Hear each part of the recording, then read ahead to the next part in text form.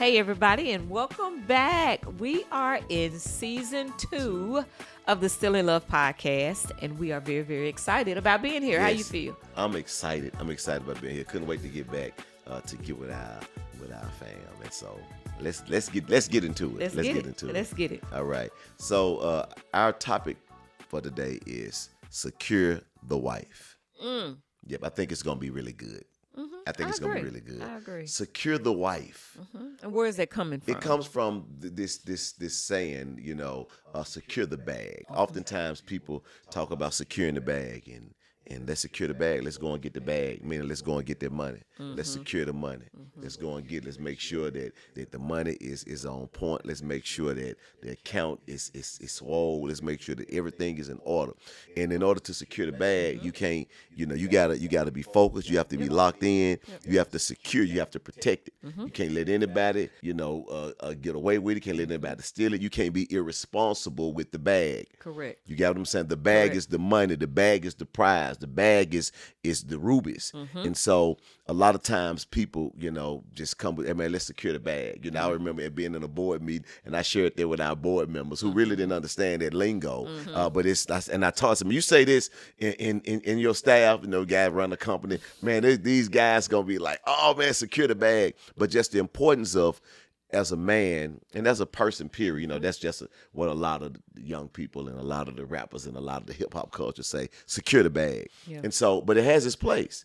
Secure the bag, secure the resources, make sure you're on point. But I want to talk about securing the wife. Come on. And if you secure the bag, if you not chasing after the money, but making sure that the money is safe and you're not doing anything to mess that up, because you know that once you secure the bag, you can do things that you really, really like to do and things that you really need to do. But don't be so focused on securing the bag that you don't secure the wife. Yeah. And some people are focused on securing the bag, securing the children, securing, the employees at work, securing everything else rather than securing the wife, making sure that your wife is secure. Let's talk about secure. Okay. And let's talk about what insecurity is. Insecure is when you break it down, it's not safe. You're not safe. I am not secure. So I am not secure. I am not safe. And so sometimes we try to make it something super big, but it's no. Insecure is unsafe. Yes. And oftentimes we're in marriages where, and I hear this a lot, where a wife is saying, and sometimes she don't have the verbiage to communicate that she doesn't feel safe. She just say that he makes me feel insecure. But what she's really saying is that he does not make me feel safe. Yes. He makes me feel like I'm on shaky ground. Yes. He makes me uncomfortable. He makes me nervous with the things that he does, with the decisions that he make, with how he's not locked in and not tuned in. And so I just want us to talk a little bit about that. Let's do it. What's your thoughts about insecurity as a woman?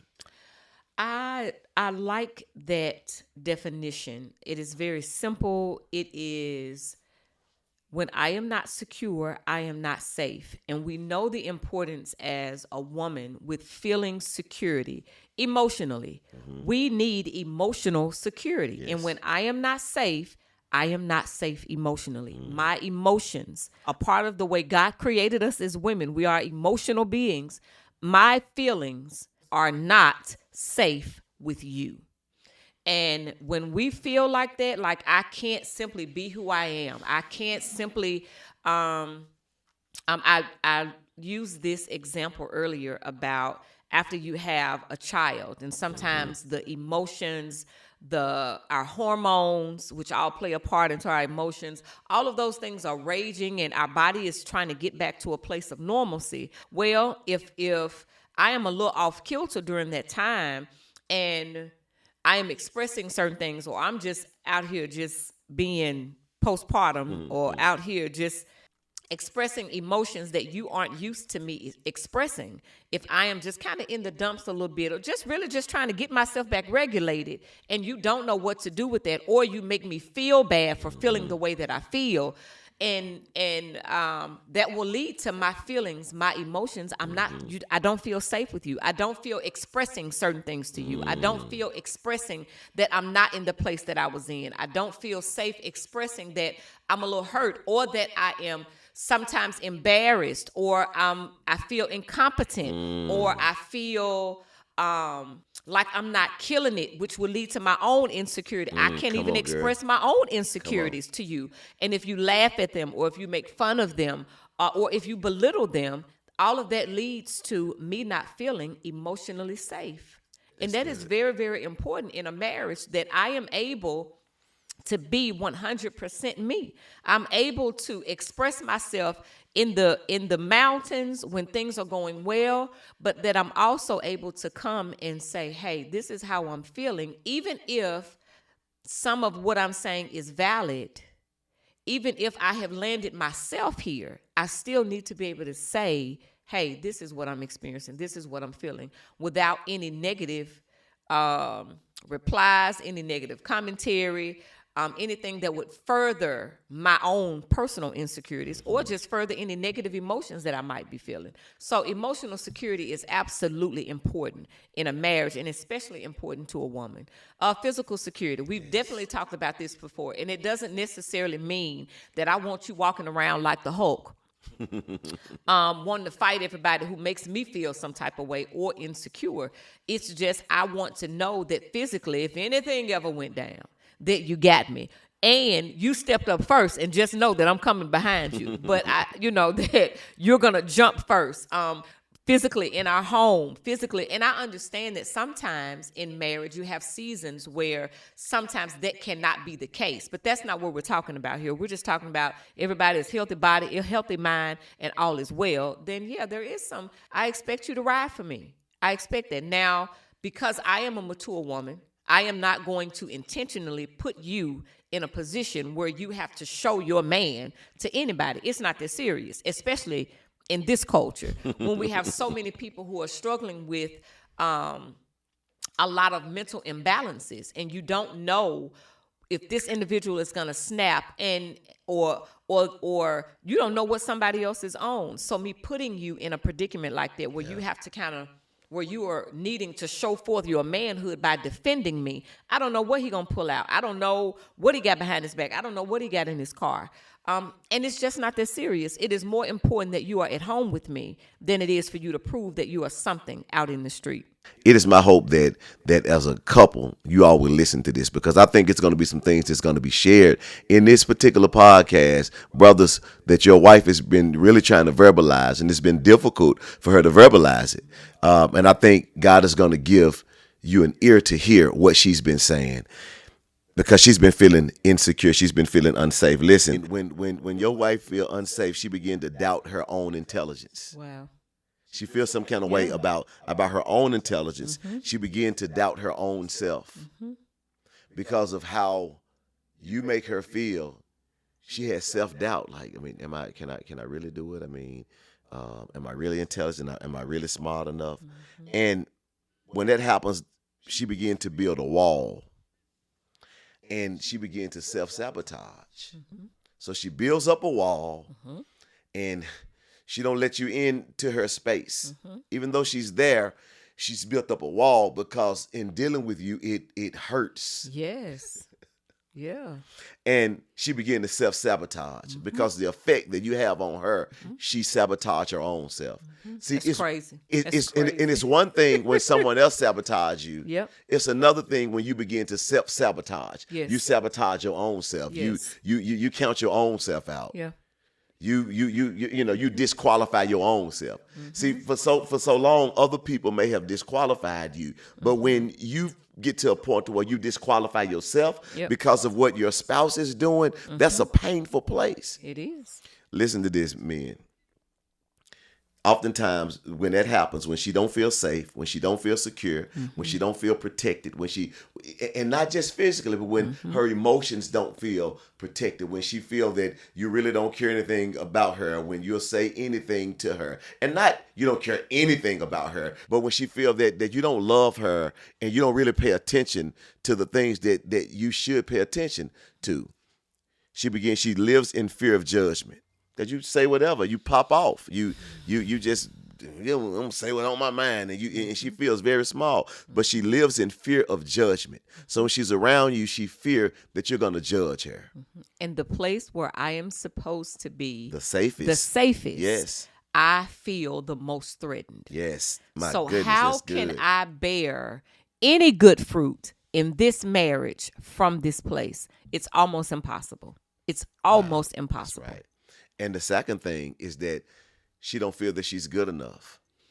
When she don't feel safe, when she don't feel secure, you, she internalizes that and she doesn't feel that she's good enough. And so she began to self-sabotage. Mm-hmm. It's one thing when someone else sabotages you. It's another Mm-hmm. thing when you sabotage yourself. Yep. So now your wife is living in a place because she feels unsafe and insecure. She don't Mm-hmm. feel protected to where she begins to internalize it and count herself out. Mm-hmm. Nobody else is counting her out. She counts herself out. Mm-hmm. And we have to understand as men the power that we have in our words. The power Yes. when your wife feels secure. Yes. Oh my God. Yes. When your wife, and sometimes you're married to an insecure wife who was also an insecure girl Yes. because her dad made her feel unsafe. Yes. Because her dad was not there, or her Yes. dad did not lean in when he should have leaned in. Correct. And so she's already come into the marriage with a sense of insecurities. Mm-hmm. And it's our responsibility as men to make sure that we help to heal that wound. Yeah. Now, it's ultimately her responsibility to get the healing from God, but we help in the process. That's right. And Do you hear me? Yeah. We help. We should help in the process and to help heal the wounds that she's experienced from her past hurts and past pains and past insecurities. My past has told me, thanks to my relationship or failed relationship with my father, Yes. that I am not good enough. Come on, girl.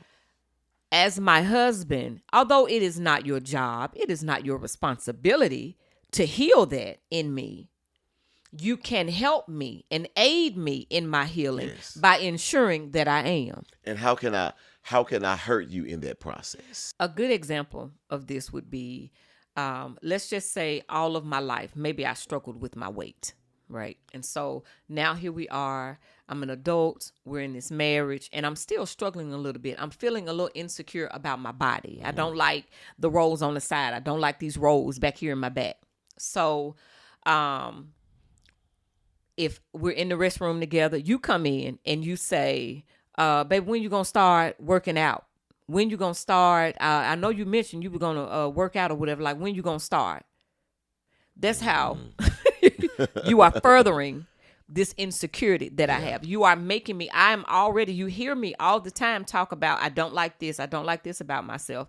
And instead of you choosing, because anything you say to me is a choice, you are choosing to say something negative instead of something positive. Instead of you saying, hey, I thought you said you were going to work out. How about the next time I circle back around and say something insecure, you remind me that I'm beautiful and that you love me. You love all of my curves. You love all of my jiggle. You love all of the waves. You love everything. How about you just respond with a reminder? And when you walk in that bathroom and you see it, how about you not say nothing? If I don't invite you into that, don't openly bring it to me, because you're furthering my insecurity, and then you're coming to me negatively.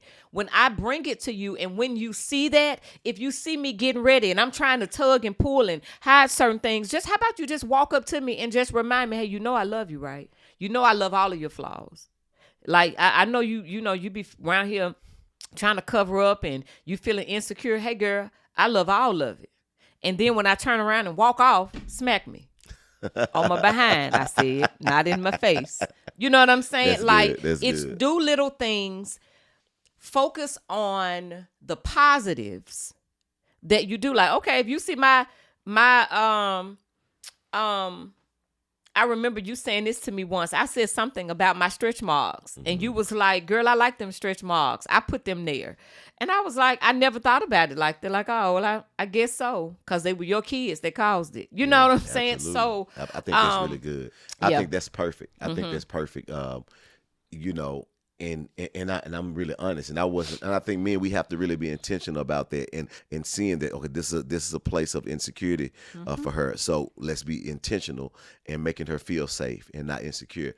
And I was doing that then, but that was real talk. You know what I'm saying? And that's really good. So you know, I forgot the context of it, but I knew that she felt some kind of way about how she was looking. And I'm like, man, she looks so good because, for one, the stretch mark was so minute.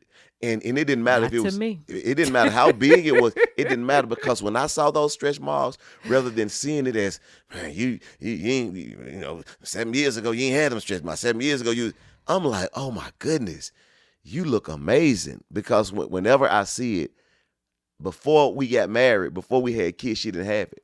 And Okay. so when I see it now, I'm like, man, I put that there.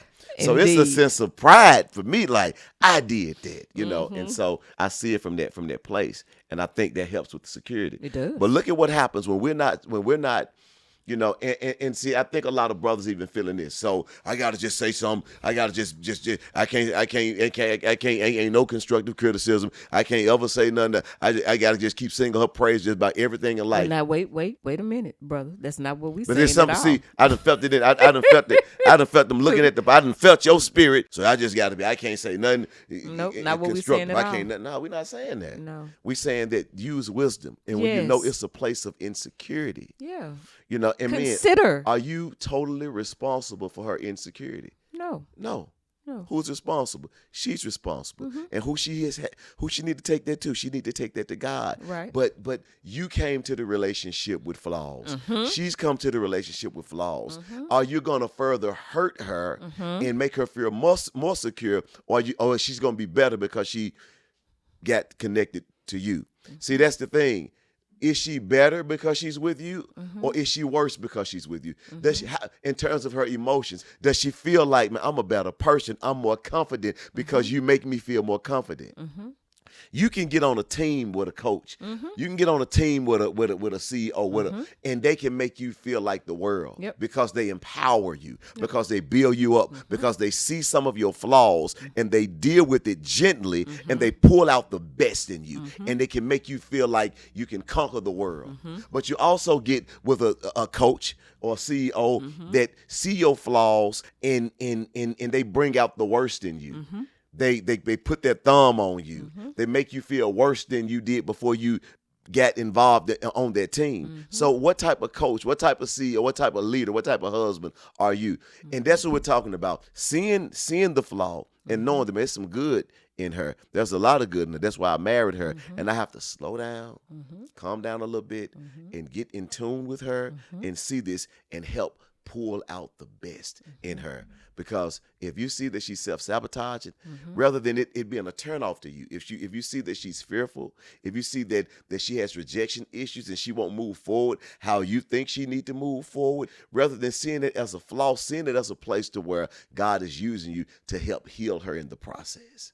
Listen to this, right? Go ahead. And most of the time, I don't want to say most, but I think sometimes in a relationship, as women, we are definitely more apt to accept a man in his flaws, and as many as there may be. That's right. We are certainly more apt to do the accepting, to do, I'm not going to say the compromise, but we just kind of take you as you are. That's right.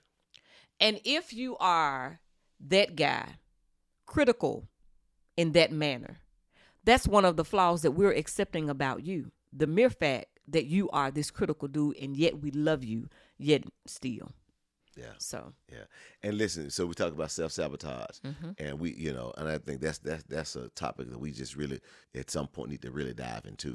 But what happens when she feels unsafe, when she feels insecure, is it causes self-sabotage to where she's sabotaging herself. She's counting her own self out. She's not feeling that, that she's not feeling safe. She's not feeling good about herself. So this is what self-sabotage does. So when she's not safe because of when you hurt that process and make her feel unsafe even more, this is what happens. She begins to self-sabotage, and this is how self-sabotage looks. She live in fear of judgment. So she feels that people, you're going to judge her and the people are going to judge her. She don't think that she's good enough.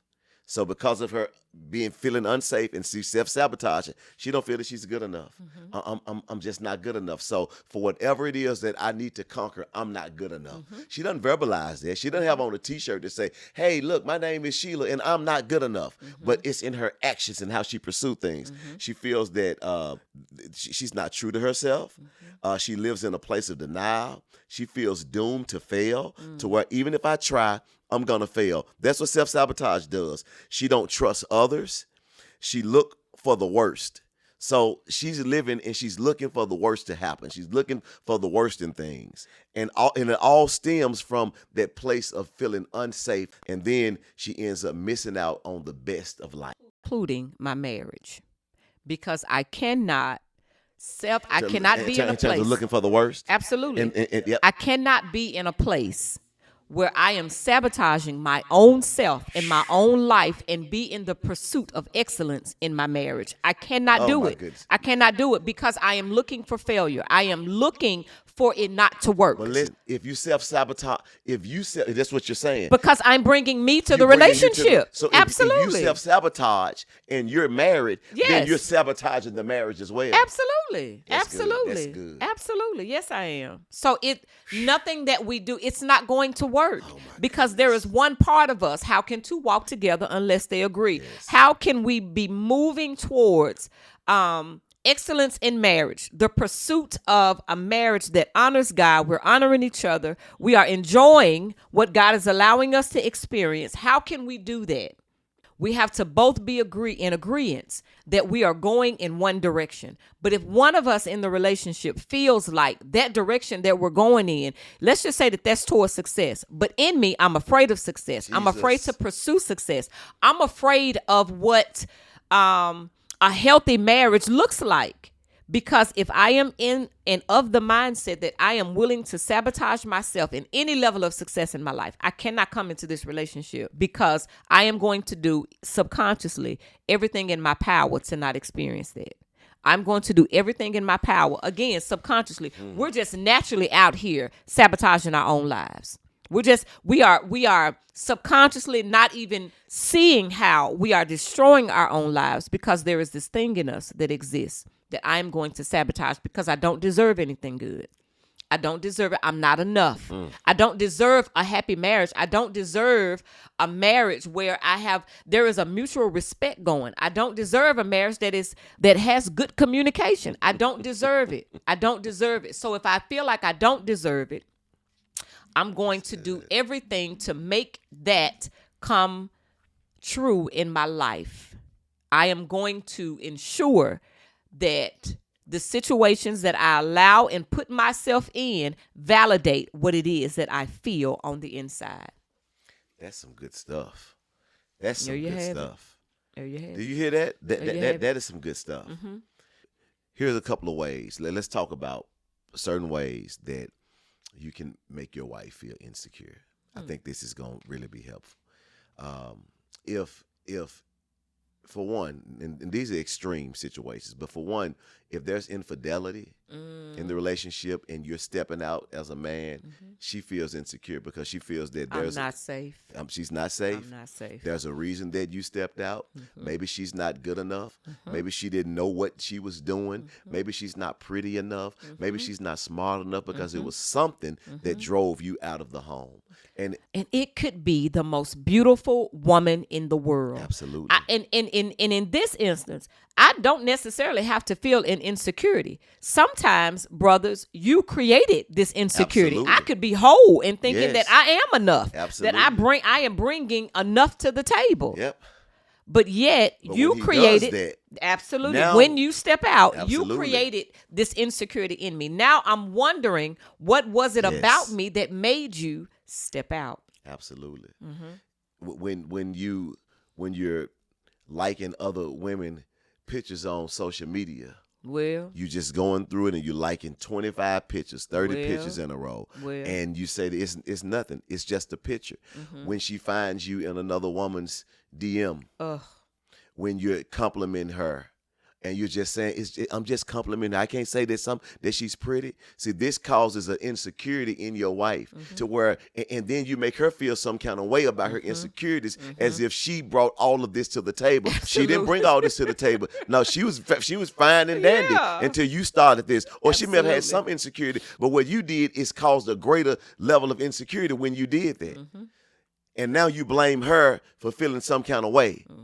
Or, well, I'm not doing that anymore. You should feel better. No, brother, you got to work to make her feel secure because you was out of pocket and out of line. And sometimes as brothers, when we make mistakes, when we mess up, when we step outside of marriage, when we do things that's bringing some type of stain up on our marriage, we feel that we don't have to work double hard or triple hard or quadruple hard to make sure that she's safe. Well, I already apologized. Well, already, how long is it going to take? How long was you out there?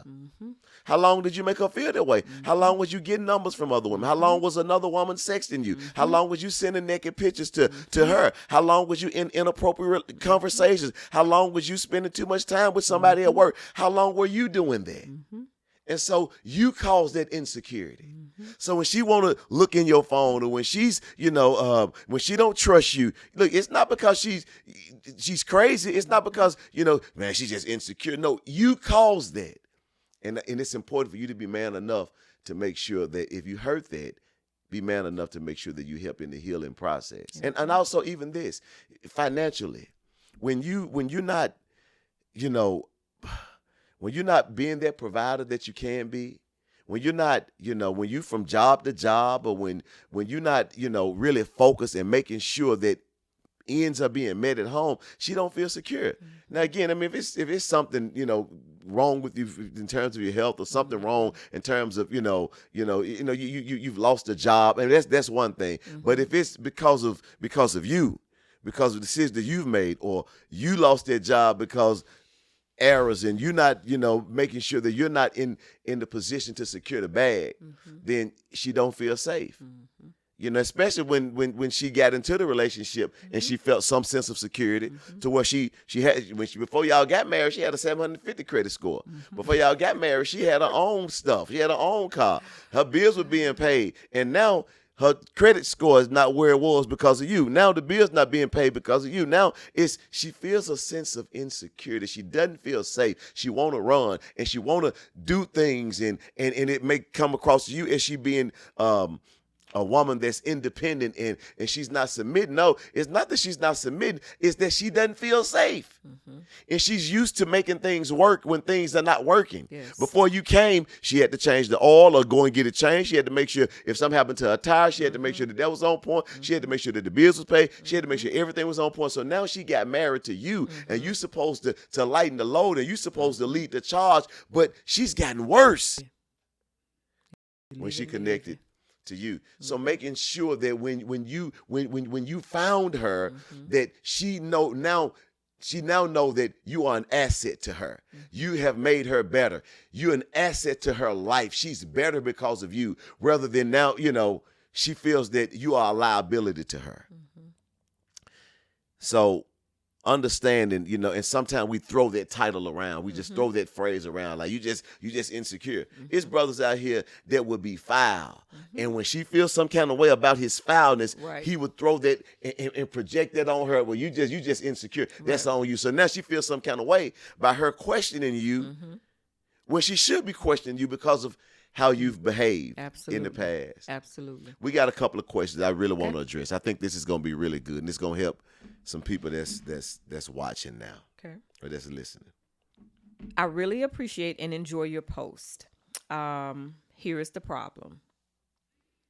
I compliment my husband all the time. I let him know I find him attractive, but he never says anything back. Here's the other problem. He wants to tell other women in front of me how nice he thinks they look. I have a problem with this, and he calls it insecure. It's impossible to address anything, no matter how nice I try to approach these issues. What is the best way for her to talk to him about how she's feeling? I hope he watches this podcast. But if he doesn't, I think the best way to approach it is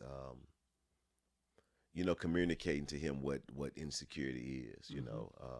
Insecurity is unsafe, and I'm not unsafe just because I woke up one morning and I'm not safe. Right. I compliment you, and you don't compliment me. And I think getting in a safe space, getting it, and this has worked for us. When it's time to have really deep conversations to where we've gotten away, where there was no distractions and we had a heart-to-heart conversation. Yep. So I think that's important. Is there a place, in the bedroom? Is there a place, in the dining room? Or is there a place leaving the house, getting something to eat? Just spending a couple of hours and really expressing how you really feel and how much of a concern this is. Hey, I compliment you, and I'm not sure why it's not reciprocated.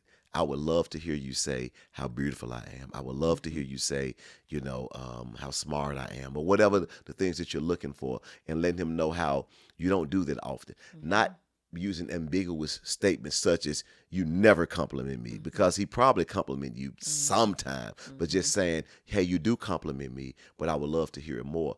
And when there's a neglect in terms of you complimenting me, and I hear you compliment other women, I really, really feel unsafe, insecure, less than, and I feel terrible, and I don't like it, and I would love, for that to stop as it relates to you compliment other women, and I would love for you to compliment me. I think it's you really sharing what's on your heart with him.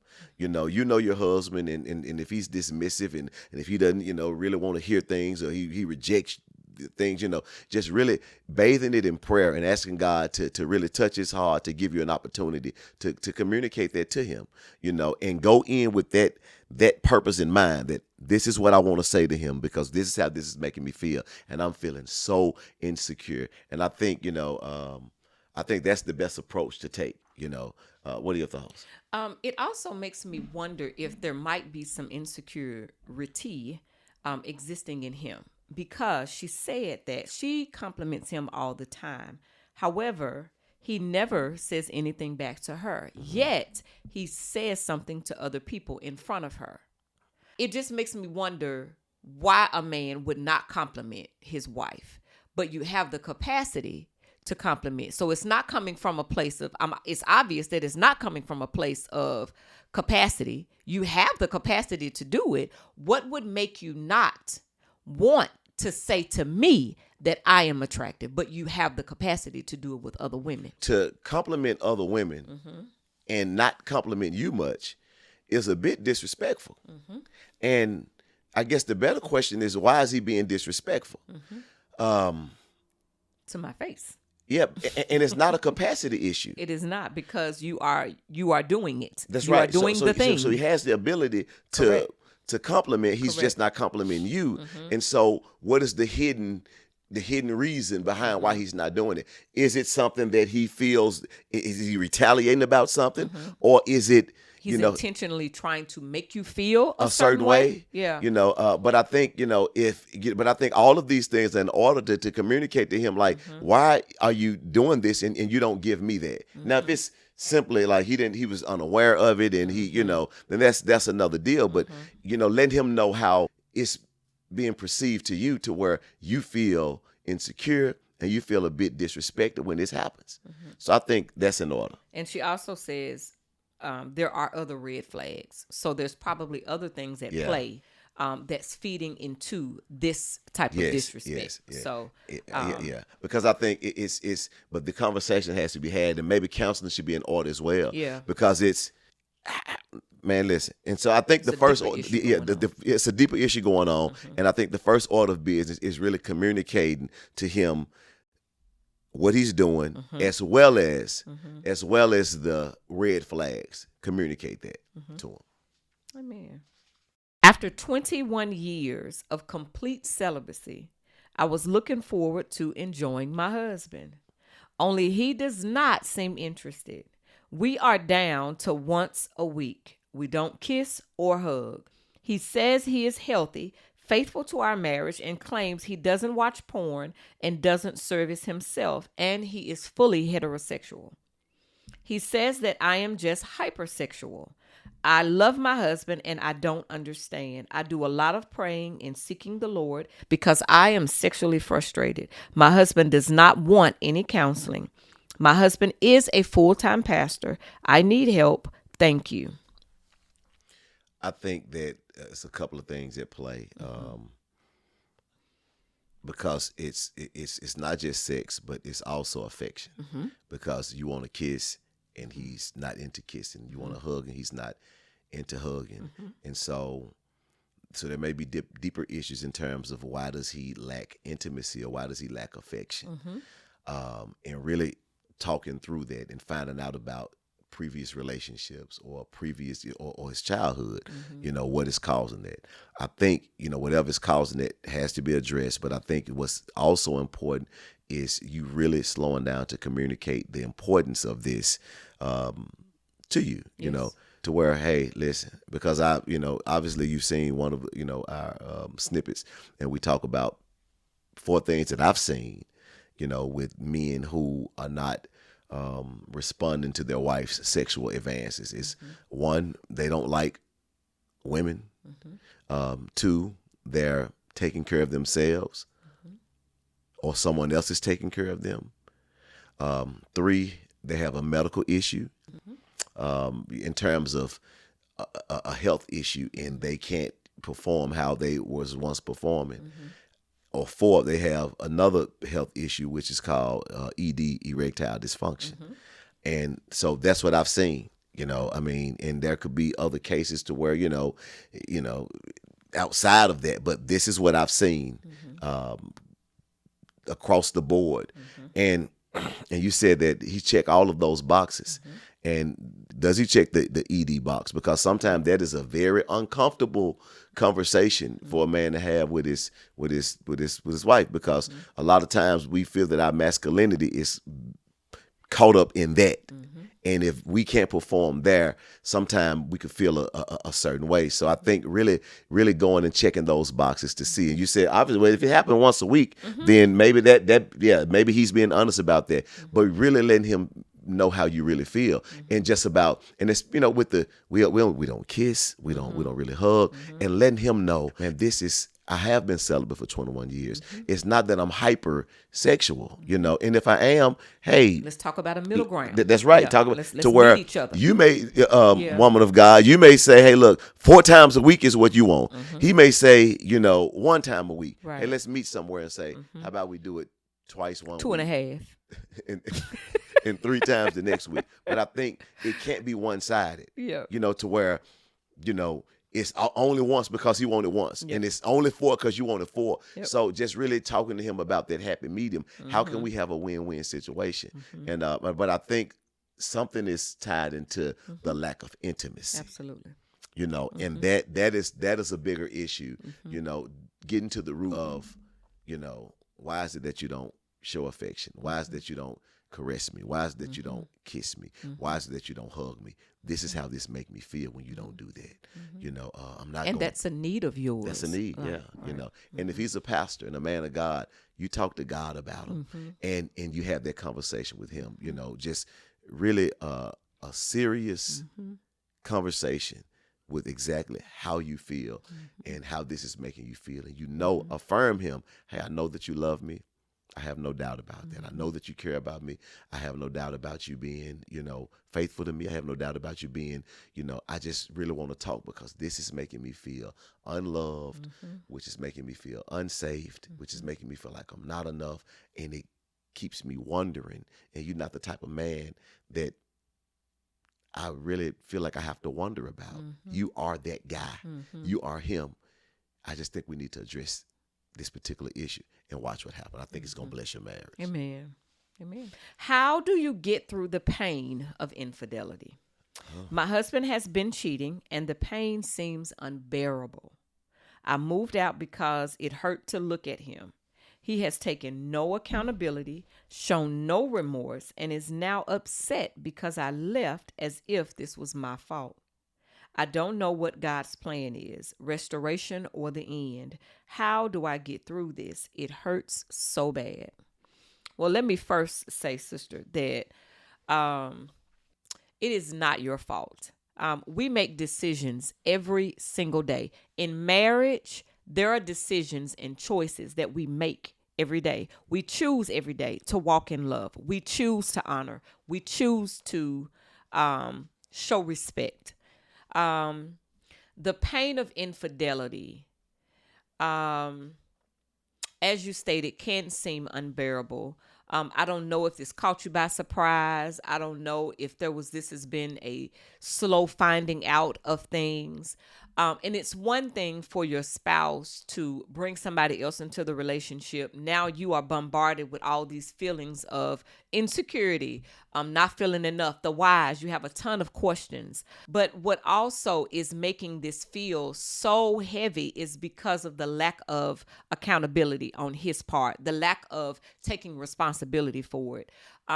When a violation takes place in a relationship, that's heavy enough. Absolutely. But when you know that you are the reason behind the problem and you won't acknowledge the part that you played in it, it hurts even more, because it's almost like a stab that says, you already don't love me. I'm feeling like you don't love me because you cheated. Now you really don't love me because you won't even acknowledge what you did and how it's affecting me. Then I move out. I take it a step further, and I have to move out. I remove myself from the situation, and then some way, somehow, you still make me feel like it's my fault. My heart goes out to you, sister. I do think that you take it to the Lord. He really is our comforter. And what you need right now is to be comforted. You take that to him. God, this is how I feel. God is not going to run from your feelings. He is fully aware of how you feel, but taking it to him, there is something in the release to things to God, and us knowing that we're taking it to him. Now that you've taken it to him, you trust him to lead you and to guide you in what those next steps are. And you have already taken a step that you knew you needed to take by removing yourself from the situation. So you continue to trust him. Sometimes when we go through, we want immediate answers. God, I want to know what to do now so that I can immediately move on. Sometimes we're not going to get that. There may be some healing that needs to take place, but I think you trust God to lead you and guide you. When he tells you to move, you move. When he tells you to stop, take a pause, heal, there may be something. Sometimes when we slow down, he just wants us to be healed from something. That's right. So you take the pause, but you have to lean into him to trust what he's doing. When he says fall back, you fall back. And I think that's it.